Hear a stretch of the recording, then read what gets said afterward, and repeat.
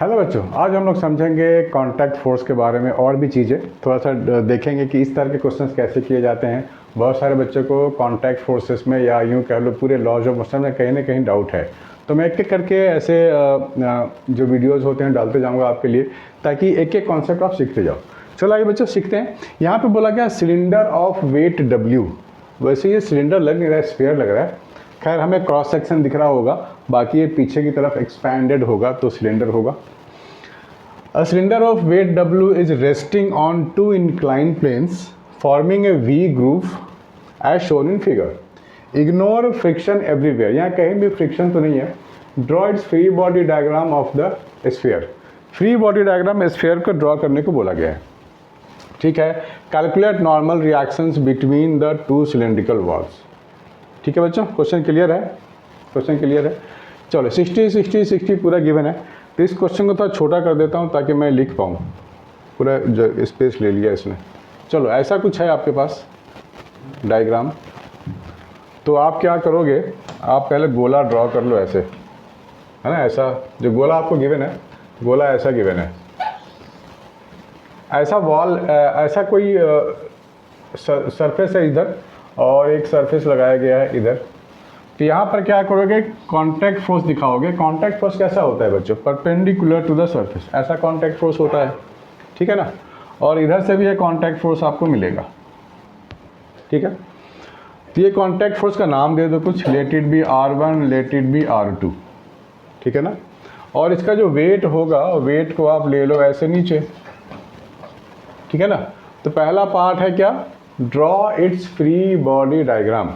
तो free body diagram तो यही हुआ, हमने इसको ड्रॉ कर लिया है। ठीक है ना। कांटेक्ट फोर्स परपेंडिकुलर, यहाँ भी कांटेक्ट फोर्स परपेंडिकुलर आएगा ऐसा, and weight of the body acting down. Calculate normal reactions between the two cylinders, between the cylinder and the two inclined walls. R1 R2 की वैल्यू फाइंड करने को आपको बोला गया है। ठीक है, चलो अच्छी बात है। तो थोड़ा एंगल्स पे भी ध्यान देना पड़ेगा हम लोगों को कि ये 60 डिग्री है इधर, दिस इज 60 डिग्री हॉरिजॉन्टल के साथ। तो यहाँ भी अगर मैं हॉरिजॉन्टल ड्रॉ करूँ तो ये भी मुझे 60 मिलेगा। ठीक है। डायग्राम को थोड़ा सा और अच्छे से ड्रॉ कर लें। ये सरफेस है, ये R1 है, ऐसा यही R1 है जो इस पे लग रहा है, और यहाँ पर आपको गिवन है 60 डिग्री। तो अगर मैं हॉरिजॉन्टल लाइन ऐसे ड्रॉ करूँ, जो कि आपको करनी भी चाहिए, जब मल्टीपल वेक्टर्स हों तो आपको एक्स एक्सिस और वाई एक्सिस डिफाइन तो करना पड़ेगा। ठीक है, चलो अच्छी बात है। Weight is acting down, weight is acting vertically down. This is 60, this is also 60 and this is 30 degree. तो R1 के बनेंगे दो कंपोनेंट, एक तो हॉरिजॉन्टल बनेगा ऐसा, तो आप क्या लिखोगे, this is R1 cos 30, R1 cos 30 and this is what 60 degree है, तो आप लिखोगे R1 cos ऑफ 60। ठीक है ना, R1 cos ऑफ 60। सिमिलरली करके आप R2 के लिए भी लिख सकते हो, सिमिलरली करके, क्योंकि इसका भी सेम एंगल है, सब कुछ एक ही जैसा है, बिल्कुल सेम है। तो आप इस पॉइंट पे इधर दिखा सकते हो R2 cos ऑफ 60। ठीक है ना। और इधर क्योंकि इस R2 के दो कंपोनेंट बनेंगे, हॉरिजॉन्टल एंड वर्टिकल, तो इधर मिल जाएगा आपको R2 cos 30, बिल्कुल इसी के जैसा है, बिल्कुल इसी का मिरर इमेज जैसा है। ठीक है ना, ये बन गया आपको,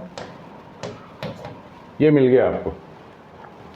तो डायग्राम को समझने के लिए एक बार थोड़ी सी यहाँ पे लग रहा होगा सब बहुत सारे डायग्राम हो गए हैं, तो आपको क्या ध्यान देना है कि देखो इस सिस्टम में कोई मोशन नहीं है, यहाँ कहीं पर भी कोई एक्सेलरेशन तो है नहीं, तो total upward force must be equal to total downward force. ठीक है, total upward force must be equal to total downward force. तो आप क्या लिखोगे, R1 cos ऑफ 60, चलो वैल्यू डालते हैं, cos 60 हाफ होता है। सबसे पहले मैं लिख रहा हूँ summation of forces upward is equal to upward ऐसा, समेशन ऑफ फोर्सेस डाउनवर्ड ये मैं लिख रहा हूँ। तो टोटल जो अपवर्ड फोर्सेस होंगे वो R1 cos 60 यानी कि R1/2 है, प्लस R2 cos 60 यानी कि R2/2 है, that is equal to weight of this body यानी कि mg यानी कि W, ऐसा ये लिखना पड़ेगा आपको। ठीक है ना। उसके बाद ये दोनों को भी इक्वेट करना पड़ेगा, R1 cos 30 is equal to R2 cos 30 यानी कि R1 is equal to R2 मिल गया। ये दोनों इक्वली मिल गए बच्चों, right. R1 cos 30, R2 cos 30, दोनों को इक्वेट करोगे तो R1 इजिकल टू R2 मिल गया, यानी इन दोनों R की वैल्यू सेम है। तो आप क्या लिखोगे, R/2, दोनों की वैल्यू अगर मैं R ले लूँ तो R/2 plus R/2 is equal to W, यानी कि R इजिकल टू W, यानी कि जो कॉन्टैक्ट फोर्स की जो मैग्नीट्यूड होगी, जो नॉर्मल रिएक्शन की जो वैल्यू होगी, वो क्या होगी, वेट ऑफ द बॉडी होगी। ठीक है बच्चों, तो आपको इसको सीखना बहुत ज़रूरी है। ऐसे क्वेश्चंस आपको और भी करने चाहिए, ठीक है ना। जैसे ये क्वेश्चन, इसको नोट डाउन करो, इसको सॉल्व करो, मुझे आपका इसका आंसर का इंतजार रहेगा। कमेंट सेक्शन में ज़रूर बताना कि कितनी वैल्यू आई। ठीक है बच्चों, तो फिर मैं इस पर फिर नेक्स्ट वीडियो बनाऊंगा, अगर आपको इसमें कुछ डाउट निकल के आता है तो। ठीक है बच्चों, तो आंसर ज़रूर बताना कि इसमें कर क्या रहे हो आप फ्री बॉडी डायग्राम के साथ। बाय बच्चों, मिलते हैं नेक्स्ट वीडियो में।